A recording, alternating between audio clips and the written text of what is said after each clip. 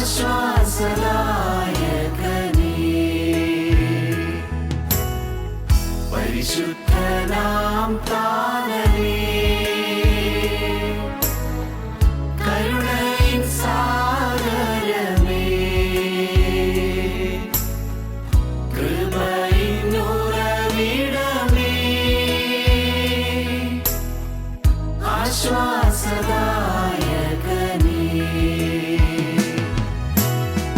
നാഥാ നീ മതി എനിക്ക്, നിൻ കൃപ മതി എനിക്ക്,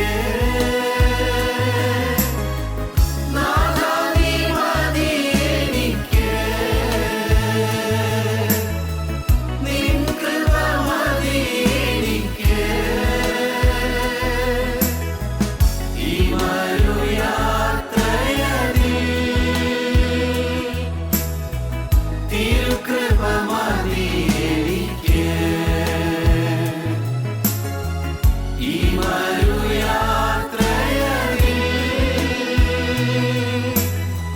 തിരുകൃപ മതി എനിക്ക്.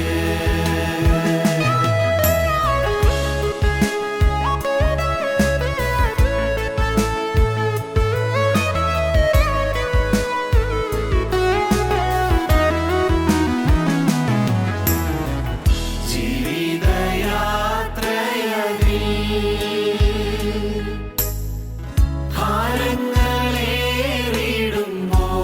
ഭാരങ്ങളേറിടുമ്പോൾ തളരാതെ ഓടിടുവാൻ തിരുകൃപ മതി എനിക്ക്,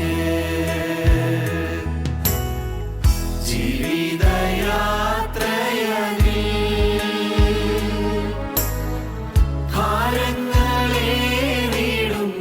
ഭാരങ്ങളേറിടുമ്പോൾ തളരാതെ ഓടിടുവാൻ തിരുകൃപ മതി എനിക്ക്, നാഥാ നീ മതി എനിക്ക്,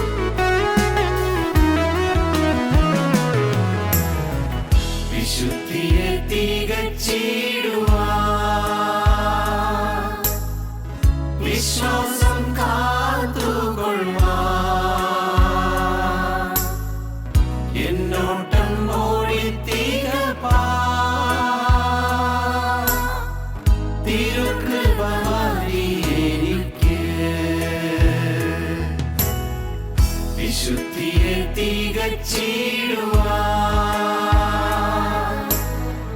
വിശ്വാസം കാത്തുകൊള്ളുവാൻ എന്നോട്ടം ഓടി തികപ്പാൻ തിരുകൃപ മതി എനിക്ക്. നാഥാ നീ മതി എനിക്ക്.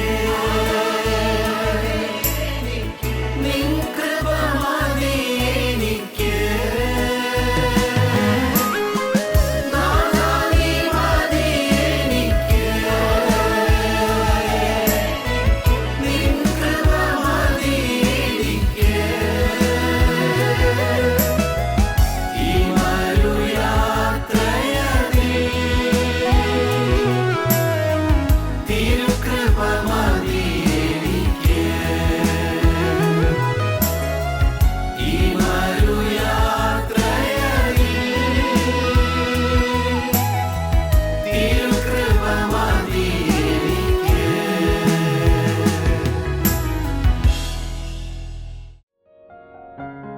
ഞങ്ങളും ക്രൂശിക്കപ്പെട്ട ക്രിസ്തുവിനെ പ്രസംഗിക്കുന്നു. ദൈവ തിരുനാമത്തിൻ്റെ മഹത്വം ഉണ്ടാകട്ടെ. വെളിപ്പാട് പുസ്തകം 14-ാം അധ്യായം 13-ാം വാക്യം. ഞാൻ സ്വർഗത്തിൽ നിന്ന് ഒരു ശബ്ദം കേട്ടു. അത് പറഞ്ഞത്, എഴുതുക, ഇന്നു മുതൽ കർത്താവിൽ മരിക്കുന്ന മൃതന്മാർ ഭാഗ്യവാന്മാർ. അതേ അവർ തങ്ങളുടെ പ്രയത്നങ്ങളിൽ നിന്ന് വിശ്രമിക്കേണ്ടതാകുന്നു. അവരുടെ പ്രവൃത്തി അവരെ പിന്തുടരുന്നു എന്ന് ആത്മാവ് പറയുന്നു. ക്രിസ്തുവിൽ മരിക്കുന്നവർ അവർ ശാശ്വത ശാന്തിയുടെ വിശ്രമ കേന്ദ്രത്തിൽ എത്തിച്ചേരുന്നു. അവർ അവരുടെ പ്രയത്നങ്ങളിൽ നിന്ന് വിശ്രമിക്കുവാനുള്ള ഭാഗ്യാവസരം അവർക്ക് ലഭിക്കുന്നു. പ്രയത്നങ്ങളിൽ നിന്ന് വിശ്രമിക്കുന്നു. എഴുതുക, ഇന്നു മുതൽ കർത്താവിൽ മരിക്കുന്ന മൃതന്മാർ ഭാഗ്യവാന്മാർ. അതെ, അവർ തങ്ങളുടെ പ്രയത്നങ്ങളിൽ നിന്ന് വിശ്രമിക്കേണ്ടതാകുന്നു. അവരുടെ പ്രവൃത്തി അവരെ പിന്തുടരുന്നു എന്ന് ആത്മാവ് പറയുന്നു. സ്വർഗത്തിലെ ശബ്ദം ഭൂമിയിൽ മുഴങ്ങിക്കേട്ടതാണത്. ഇന്നു മുതൽ കർത്താവിൽ മരിക്കുന്ന മൃതന്മാർ ഭാഗ്യവാന്മാർ. ക്രിസ്തുവിൽ മരിക്കുന്ന മൃതന്മാർ ഭാഗ്യവാന്മാർ. അവർ തങ്ങളുടെ പ്രയത്നങ്ങളിൽ നിന്ന് വിശ്രമിക്കേണ്ടതാകുന്നു. വിശ്രമം, ശാശ്വത വിശ്രമം. പ്രിയപ്പെട്ടവരെ, ശാശ്വത വിശ്രമം, ആ സ്വർഗീയ മഹൽ സ്ഥാനം, പാരഡൈസ് ലോസ്റ്റ്, പാരഡൈസ് റീഗെയിൻഡ് എന്ന 2 ഇതിഹാസ ഗ്രന്ഥങ്ങൾ എഴുതിയ സുപ്രസിദ്ധ ആംഗ്ലേയ കവിയായ ജോൺ മിൽട്ടൺ, അദ്ദേഹം ഈ മരണാനന്തര അവസ്ഥയെക്കുറിച്ച്, മരിച്ചതിന് ശേഷമുള്ളതായ ആ സ്വർഗീയമായ സമാധാനത്തെയും സന്തോഷത്തെയും കുറിച്ച് അദ്ദേഹം പറഞ്ഞു, മരണം അനശ്വര ദന്തഗോപുരത്തിൻ്റെ സ്വർണ്ണ നിർമ്മിതമായ താക്കോലാണ്. അനശ്വരമായ ഒരു ഐവറി ടവർ, ദന്തഗോപുരം, അതിലെ സ്വർണ്ണനിർമ്മിതമായ താക്കോലാണ് മരണം. ഈ താക്കോലിട്ട് ആ ദന്തഗോപുരം, ആ സ്വർഗീയമായ സൗഭാഗ്യ ഗോപുരം, അത് നമുക്ക് സ്വന്തം പാർപ്പിടമാക്കാം. മരണമെന്ന സ്വർണ്ണത്താക്കോലിട്ട് തുറന്ന് സ്വർഗഗോപുരത്തിലേക്ക് നമുക്ക് പ്രവേശിക്കാമെന്ന് അതിമനോഹരമായ ഒരു ആശയമാണ് മിൽട്ടൺ പറഞ്ഞത്. വാൾട്ടർ സ്കോട്ട് എന്ന് പറയുന്ന മഹാനായ സാഹിത്യകാരൻ, ഐവൻ ഹോ എന്ന് പറയുന്ന നോവൽ എഴുതിയ സുപ്രസിദ്ധനായ വാൾട്ടർ സ്കോട്ട്, അദ്ദേഹം പറഞ്ഞു, മരണം അവസാനത്തെ ഉറക്കമെന്നോ അല്ല, അത് അവസാനത്തേതും എന്നേക്കുമായ ഉയർപ്പാണ്. അവസാനത്തേതും എന്നേക്കുമായ ഉയർപ്പാണ്, അവസാനത്തെ ഉറക്കമല്ല. മരണം അവസാനത്തെ ഉറക്കമെന്നോ അല്ല, അവസാനത്തേതും എന്നേക്കുമായ ഉയർപ്പാണ്. Eternal resurrection for the eternal rest. ദൈവത്തിന് സ്തോത്രം. നിത്യമായ വിശ്രമത്തിന് വേണ്ടിയുള്ള നിത്യമായ പുനരുത്ഥാനം, നിത്യമായ ഉയർത്തെഴുന്നേൽപ്പ്. പ്രിയപ്പെട്ടവരെ, ദൈവത്തിൻ്റെ വലിയ നാമം മഹത്വപ്പെടട്ടെ. സ്വർഗത്തെക്കുറിച്ച്, ആ സ്വർഗ സന്തോഷത്തെക്കുറിച്ച് നാം ഈ ഭൂമിയിൽ വെച്ച് അറിയുവാൻ ദൈവത്തിൻ്റെ തിരുവചനത്തിൽ അനേകം ഭാഗങ്ങൾ നമുക്ക് തന്നിട്ടുണ്ട്.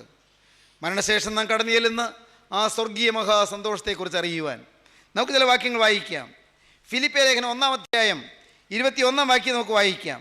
ഫിലിപ്പിയ ലേഖനം 1-ാം അധ്യായം 21-ാം വാക്യം മുതൽ 2-3 വാക്യങ്ങൾ വായിക്കാം. എനിക്ക് ജീവിക്കുന്നത് ക്രിസ്തുവും മരിക്കുന്നത് ലാഭവുമാകുന്നു. ജീവിക്കുന്നത് ക്രിസ്തുവും മരിക്കുന്നത് ലാഭവുമാകുന്നു. എന്നാൽ ജഡത്തിൽ ജീവിക്കുന്നതിനാൽ എൻ്റെ വേലയ്ക്ക് ഫലം വരുമെങ്കിൽ ഏത് തിരഞ്ഞെടുക്കേണ്ടു എന്ന് ഞാൻ അറിയുന്നില്ല. ഇവ രണ്ടിനാലും ഞാൻ ഞെരുങ്ങുന്നു. ജീവിക്കണമോ മരിക്കണമോ രണ്ടിനാലും ഞാൻ ഞെരുങ്ങുന്നു. വിട്ടുപിരിഞ്ഞ് ക്രിസ്തുവിനോടുകൂടി ഇരിപ്പാൻ എനിക്ക് കാംക്ഷയുണ്ട്. വിട്ടുപിരിഞ്ഞ് ക്രിസ്തുവിനോടുകൂടി ഇരിപ്പാൻ എനിക്ക് കാംക്ഷയുണ്ട്.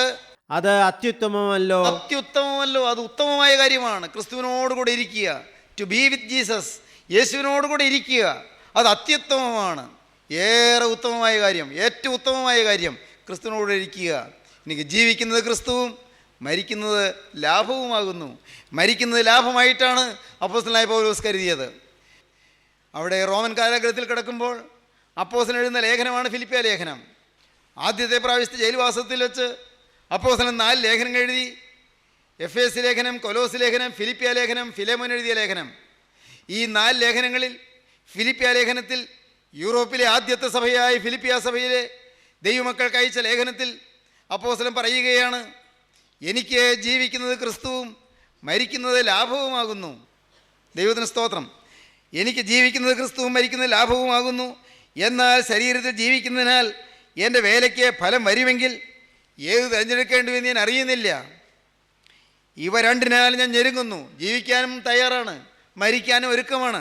ഇവ രണ്ടിനാലും ഞാൻ ഞെരുങ്ങുന്നു. വിട്ടുപിരിഞ്ഞ ക്രിസ്തുവിനോടുകൂടെ ഇരിപ്പാൻ എനിക്ക് കാംക്ഷയുണ്ട്. അത് അത്യുത്തമമല്ലോ. എന്നാൽ ഞാൻ ജഡത്തിലിരിക്കുന്നത് നിങ്ങൾ നിമിത്തം ഏറെ ആവശ്യം. യോഹന്നാന്റെ സുവിശേഷം 14 അധ്യായം 13 വാക്യമാണ് നാം ആദ്യം കണ്ടത്. അവിടെ നമുക്ക് പ്രതിഫലം ലഭിക്കുമെന്ന് പറയുന്നു. അവിടെ നമുക്ക് ഭാഗ്യമാണെന്ന് പറയുന്നു. അവിടെ നമുക്ക് വിശ്രമമുണ്ട് എന്ന് പറയുന്നു. അതേ, അവർ തങ്ങളുടെ പ്രയത്നങ്ങൾ വിശ്രമിക്കേണ്ടതാകുന്നു. അവരുടെ പ്രവൃത്തി അവർ പിന്തുടരുന്നു. അവർ തങ്ങൾക്ക് പ്രതിഫലം പ്രാപിക്കുന്നു, പ്രതിഫലം ലഭിക്കുന്നു. തെസ്സലോനിക്കർക്ക് എഴുതിയ 1-ാമത്തെ ലേഖനം 4 അധ്യായം 16-17 വാക്യങ്ങളിൽ ക്രിസ്തുവിൻ്റെ 2ാമത്തെ വരവിൽ ഉയർത്തെഴുന്നേൽക്കുമെന്നുള്ളതായ പ്രത്യാശ തരുന്നു. കർത്താവിൻ്റെ 2ാമത്തെ വരവിൽ ഉയർത്തെഴുന്നേൽക്കുമെന്നുള്ള പ്രത്യാശയോടെ കടന്നു പോകാൻ സാധിക്കുന്നു.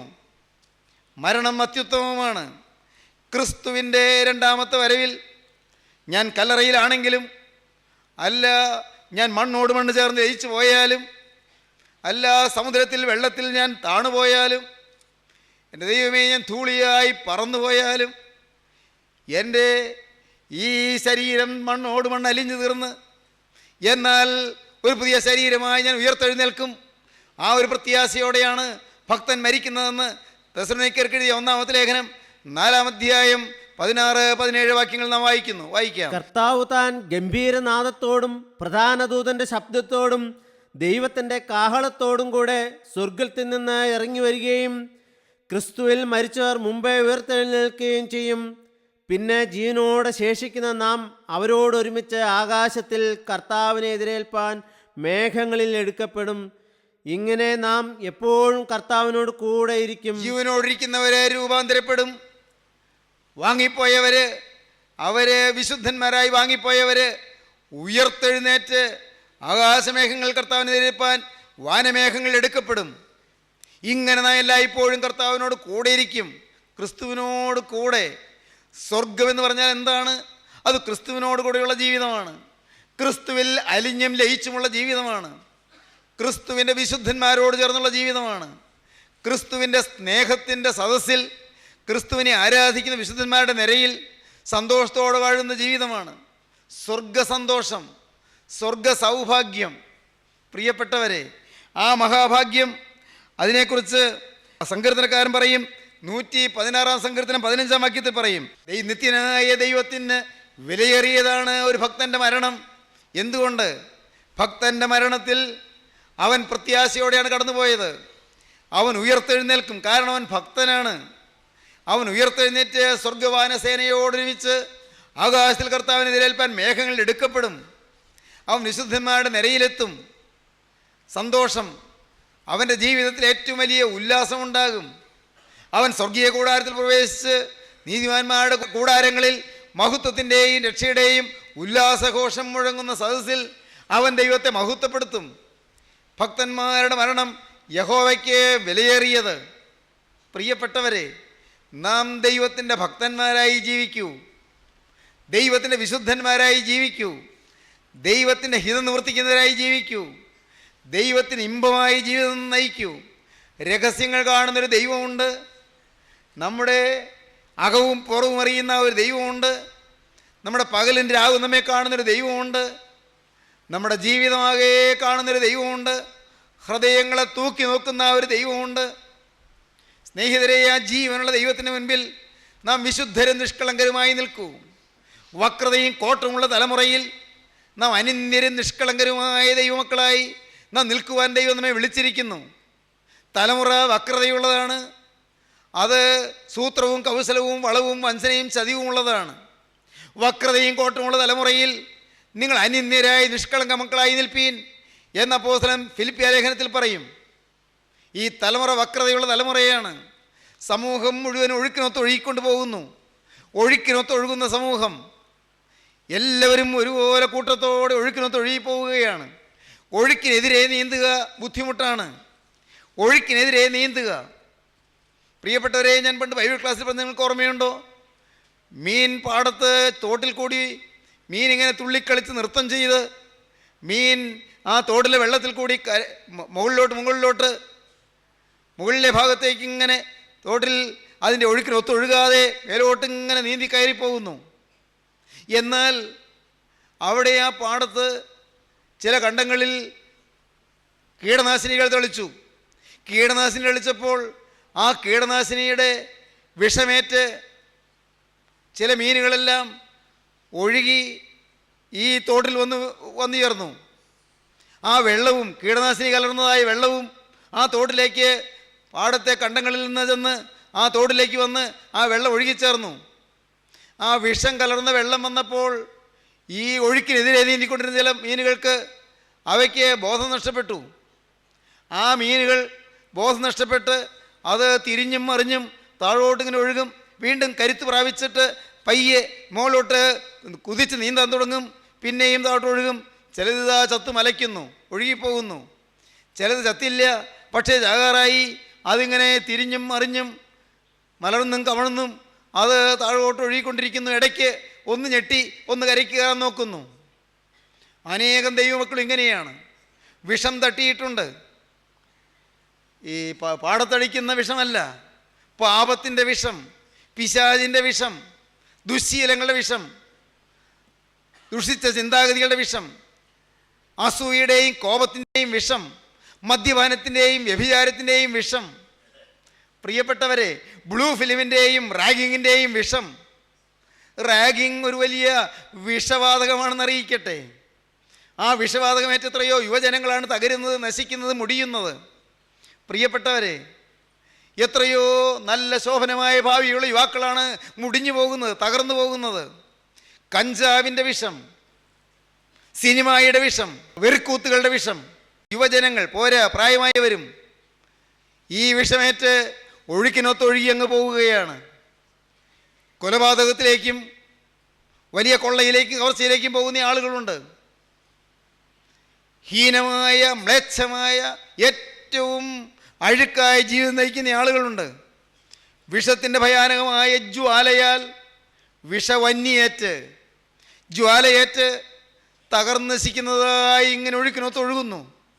എന്നാൽ പ്രിയപ്പെട്ടവരെ, ഒഴുക്കിനൊത്തൊഴുകാതെ ഈ വിഷമൊന്നും ഏശാതെ ഒഴുക്കൊഴുകി വരുമ്പോൾ അത് കുതിച്ച് മേലോട്ട് കയറി നീന്തി പോകാൻ സാധിക്കുന്നത് അതൊരു വലിയ ഭാഗ്യമാണ്. അങ്ങനെ ഒഴുക്കിനൊത്തൊഴുകാതെ നിൽക്കാൻ നമുക്ക് മനസ്സുണ്ടോ എന്നാണ് ഞാൻ നിങ്ങളോട് സ്നേഹത്തോടെ ചോദിക്കുന്നത്. പ്രിയപ്പെട്ടവരെ, ചെറുപ്പക്കാരനേകരെ ചീത്ത പടങ്ങൾ കണ്ട് രസിക്കുന്നു. ചീത്ത പടങ്ങളും വൃത്തികെട്ട ചിത്രങ്ങളും അതിൽ ആകൃഷ്ടരായി ജീവിതം തകർക്കുന്നു. ദുശ്ശീലങ്ങൾക്ക് അടിമകളായി തീരുന്നു. അങ്ങനെ ഒഴുക്കിനൊത്ത് ഒഴുകണമോ അല്ല ഒഴുക്കിനെതിരെ നീന്തി കയറണമോ?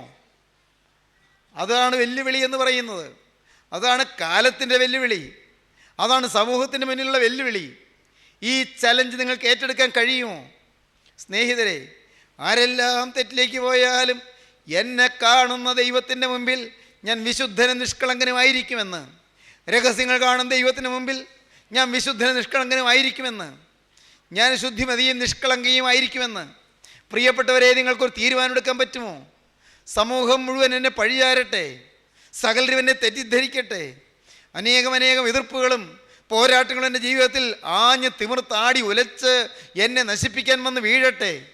എന്നാൽ എൻ്റെ നാഥ, ഞാൻ നിൻ്റെ ക്രൂസിൽ മാത്രം അഭയപ്പെട്ടുകൊണ്ട്, ക്രൂസിൽ നേടിത്തന്ന ജയം മാത്രം അവകാശമാക്കിക്കൊണ്ട്, ക്രൂസിനെ മുറുകെ പിടിച്ചുകൊണ്ട്, ഉടയവനെ ക്രൂസിലെ സ്നേഹത്തെ മാത്രം മുറുകെ പിടിച്ചുകൊണ്ട്, യേശുവേ നീ കാണിച്ചെന്ന വിശുദ്ധിയുടെ പാതയിലൂടെ മുന്നോട്ട് പോകാൻ ഞാനിതായി നിസ്സാരമായ ആളത്വം നിനക്ക് അടിയറ വയ്ക്കുന്നു. പറ്റുമോ പ്രിയപ്പെട്ടവരെ? സാധിക്കുമോ? അതാണ് വെല്ലുവിളി എന്ന് പറഞ്ഞത്. ഈ വലിയ ചലഞ്ച് നിങ്ങൾക്ക് ഏറ്റെടുക്കാമോ? അനേകർ പണത്തിൻ്റെ പിറകെ ഓടുന്നു. അനേകർ എങ്ങനെയും പണം സമ്പാദിക്കാൻ വ്യഗ്രത കൊണ്ട് ഓടുന്നു. എന്ത് തെറ്റ് ചെയ്തിട്ടാണെങ്കിൽ രൂപ ഉണ്ടാക്കണമെന്നാണ് ചിന്ത. എന്ത് വൃത്തികേട് നിർത്തിച്ചിട്ടാണെങ്കിൽ സുഖിക്കണം, രസിക്കണമെന്നാണ് ചിന്ത. ലോകമോഹങ്ങളിലും മുഴുകി അനേകർ തിന്മയിലേക്ക് പായുന്നു. ഇല്ല, ഞാനില്ല. അങ്ങനെ ചെയ്യാൻ നിങ്ങൾക്ക് സാധിക്കുമോ? അങ്ങനെ തീരുമാനമെടുക്കാൻ നിങ്ങൾക്ക് സാധിക്കുമോ? ദൈവത്തിന് സ്തോത്രം. അങ്ങനെയുള്ളവരിൽ നിന്നുകൊണ്ട് കരുണയുള്ള കർത്താവ് ഈ തലമുറയിൽ ചില അതിശയങ്ങൾ പ്രവർത്തിക്കും. എൻ്റെ ദൈവത്തിന് സ്തോത്രം. അങ്ങനെയുള്ളവരിൽ നിന്നുകൊണ്ട് ഉടയവനായ മിശിഹ ഈ തലമുറയിൽ ചില ആത്മാക്കളെ നേടും. നരകത്തിലേക്ക് ഒഴുകിപ്പോകുന്നവരെ തിരിച്ച് സ്വർഗത്തിലാക്കുവാൻ അങ്ങനെയുള്ളവരെ ദൈവം ഉപയോഗിക്കും. അവരെ തൻ്റെ കൈകളിലെടുക്കും. അവരുടെ മേൽ ക്രിസ്തു ഊന്നി നിൽക്കും. എൻ്റെ ദൈവത്തിന് സ്തോത്രം. സ്നേഹിതരെ, നിങ്ങളോട് പറയട്ടെ, 2000 വർഷം മുമ്പ് യേശുവിൻ്റെ കൈകൾ ചലനമറ്റുപോയി, ആണിയടിച്ച് തകർത്തുപോയി. 2000 വർഷം മുമ്പ് കരുണയുള്ള കർത്താവായ യേശുവിൻ്റെ കാലുകൾ ആണിയടിച്ച് തകർത്തു, ചലനമറ്റുപോയി. യേശുവിൻ്റെ കണ്ണുകൾ രണ്ടും അടഞ്ഞുപോയി. ദൈവത്തിന് സ്തോത്രം. എന്നാൽ നിങ്ങളോട് പറയട്ടെ, യേശുവിൻ്റെ നാവ് 2000 വർഷം മുമ്പ് നിശബ്ദമായെങ്കിലും ഇന്ന് വിശുദ്ധന്മാരുടെ നാവിൽ കൂടി സംസാരിച്ചു കൊണ്ടിരിക്കുകയാണ്. എല്ലാ ദിഗന്ധങ്ങളിലും, ലോകത്തിലെ 5 വൻകരകളിലും ഇന്ന് വിശുദ്ധന്മാരുടെ കാലുകളിൽ കൂടി യേശു നടന്നുകൊണ്ടിരിക്കുകയാണ്. ഇന്ന് വിശുദ്ധന്മാരുടെ കൈകളിൽ കൂടി യേശു പ്രവർത്തിച്ചു കൊണ്ടിരിക്കുകയാണ്.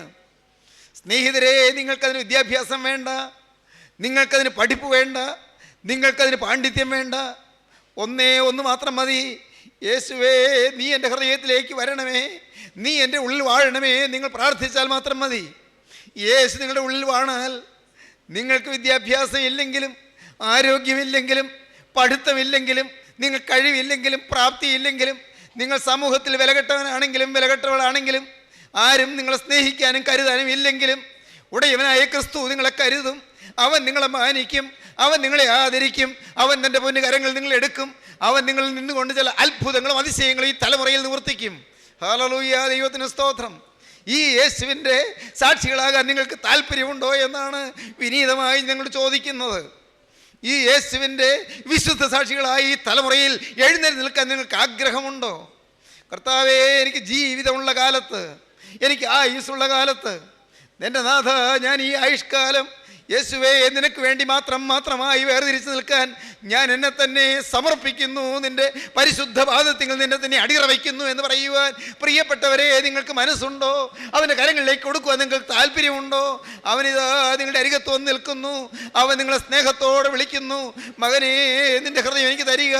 എൻ്റെ മകളെ, നിൻ്റെ ഹൃദയം എനിക്ക് തരിക. നിൻ്റെ ഹൃദയത്തിൽ ഞാൻ വാസം ചെയ്യട്ടെ, നിന്നെ ഞാൻ വാഴട്ടെ, നിന്നെ ഞാൻ ഭരിക്കട്ടെ, നിന്നെ ഞാൻ നയിക്കട്ടെ, നിന്നെ ഞാൻ നടത്തട്ടെ, നിന്റെ മേൽ ഞാൻ ഊന്നി നിൽക്കട്ടെ, നിന്നിൽ നിന്നുകൊണ്ട് ഞാൻ ചില അത്ഭുതങ്ങൾ ഈ തലമുറയിൽ നിവർത്തിക്കട്ടെ എന്ന് പറഞ്ഞുകൊണ്ട് യേശു നിങ്ങളിൽ ആശ വെച്ച് വന്ന് കെഞ്ചി വിളിക്കുകയാണ്. അവന് വേണ്ടി നിങ്ങളുടെ ഉള്ളം തുറക്കുമോ? അവനോട് നിങ്ങൾ വാക്ക് പറയുമോ? നാഥാ, ഈ കാലം അത്രയും പൈശാചികന്റെ പണിപ്പുരയിലെ ആയുധമായി ഞാൻ നിന്നുപോയി. സാത്താൻ്റെ ഒരു പിണിയാളായി ഞാൻ പ്രവർത്തിച്ചു പോയി. പാപത്തിൻ്റെ ദാസനും അടിമയുമായി ഞാൻ ജീവിച്ചു പോയി. എൻ്റെ ദൈവമേ, ഞാൻ എന്നെ തന്നെ മറന്നു ജീവിച്ചു. എൻ്റെ പൂർവികന്മാരെ മറന്ന് ഞാൻ ജീവിച്ചു. എൻ്റെ പിതാക്കന്മാരെ മറന്ന് ഞാൻ ജീവിച്ചു. വിശുദ്ധന്മാരെ മറന്ന് ഞാൻ ജീവിച്ചു. സത്യമായും ക്രിസ്തുവിനെ തന്നെ മറന്ന് ഞാൻ ജീവിച്ചു പോയി. എൻ്റെ ദൈവമേ, എൻ്റെ പാപങ്ങൾ എന്നോട് കണക്കിടരുതേ എന്ന് പ്രിയപ്പെട്ടവരെ നിങ്ങൾ പ്രാർത്ഥിക്കുമോ? അവൻ്റെ കരങ്ങളിലേക്ക് നിങ്ങൾ ഏൽപ്പിക്കുമോ? അവനാണ് നിങ്ങളുടെ അരികിലൂടെ മന്ദം നടക്കുന്നത്. അവൻ്റെ പ്രാവിൻ്റെ കുറുകൾ നിങ്ങൾ കേൾക്കുന്നുണ്ട്. അവൻ്റെ പ്രാവിൻ്റെ ചെറുകടി ശബ്ദം നിങ്ങൾ കേൾക്കുന്നുണ്ട്. ആ ചെറുകടി ശബ്ദത്തോടെ പ്രാക്കൾ പറന്നു നിങ്ങളുടെ തലമേൽ ഉല്ലസിക്കുന്നുണ്ട്. ഇപ്പോൾ നിങ്ങൾ തന്നെ സമർപ്പിക്കുവീൻ. അവനോട് വാക്ക് പറയൂ. യേശുവേ, ഇന്ന് മുതൽ ഞാൻ നിന്റെ വക. യേശുവേ, നീ എനിക്ക് വേണ്ടി ക്രൂസിൽ മരിച്ചതിനാൽ ഞാൻ ഇന്നു മുതൽ നിനക്കായി ജീവിക്കും യേശുവിനോട് വാക്ക് പറയുവീൻ. യേശുവിന്റെ കരങ്ങളിലേക്ക് നിങ്ങളെ കൊടുക്കുവീൻ. യേശുവേ, നീ എനിക്ക് വേണ്ടി മരിച്ചതിനാൽ ഇന്നു മുതൽ ഞാൻ നിനക്കായി ജീവിക്കും. യേശുവേ, നീ എനിക്ക് വേണ്ടി മരിച്ചതിനാൽ ഇന്നു മുതൽ ഞാൻ നിനക്കായി ജീവിക്കും. അങ്ങനെ തീരുമാനമുള്ളവരുടെ കരങ്ങളെ നീ ഇപ്പോൾ ഒന്ന് ഉയർത്താമോ? Hallelujah, hallelujah, hallelujah, hallelujah, hallelujah. പ്രാർത്ഥിപ്പീൻ, നമുക്ക് ഒരുമിച്ച് പ്രാർത്ഥിക്കാം. കാരുണ്യവാനേ, നിത്യസ്നേഹമായ ജീവനുള്ള ദൈവമേ, അവിടുത്തെ സ്നേഹത്തിൻ്റെ ബലിവേദിയുടെ തിരുവൻപാകെ ഞങ്ങൾക്ക് ഞങ്ങളെ തന്നെ സമർപ്പിക്കുവാൻ തന്ന ഈ നല്ല ഭാഗ്യാവസരത്തിനായി ഞങ്ങൾ നിന്നെ സ്തുതിക്കുന്ന കർത്താവേ, ഞങ്ങൾ നിന്നെ സ്തോത്രം ചെയ്യുന്നു. നാഥാ, ഈ വാക്കുകളെ കേട്ട എല്ലാവരെയും എൻ്റെ നാഥൻ്റെ ആണിപ്പാടുള്ള കരം തഴുകണമേ. രോഗികൾക്ക് സൗഖ്യം നൽകണമേ. ബന്ധനത്തിലിരിക്കുന്നവരെ വിടുവിക്കണമേ. ആകുല ഭാരത്തോടിരിക്കുന്നവർക്ക് ആശ്വാസം നൽകണമേ. ദുഃഖത്തിലും വിഷാദത്തിലും ഞരങ്ങി കഴിയുന്നവർക്ക് മോചനം നൽകണമേ കർത്താവേ. സമാധാനം നൽകണമേ ദൈവമേ. പരസ്പരം പിണങ്ങിയിരിക്കുന്നവരെ ഇണക്കണമേ കർത്താവേ. അകന്നുപോയവരെ അടുപ്പിക്കണമേ കർത്താവേ. എൻ്റെ ദൈവമേ, ഭിന്നിച്ചു പോയവരെ ഒന്നിപ്പിക്കണമേ. എല്ലാ നന്മകളാലും നിറയ്ക്കണമേ. അവിടുത്തെ രണ്ടാമത്തെ വരവിന് വേണ്ടി ഒരുക്കണമേ. നിത്യജീവന്റെ അനുഭവം നൽകണമേ. എല്ലാ കൃപകളും പകരണമേ. യേശുക്രിസ്തുവിന്റെ പരിശുദ്ധമായ നാമത്തിൽ തന്നെ. ആമീൻ.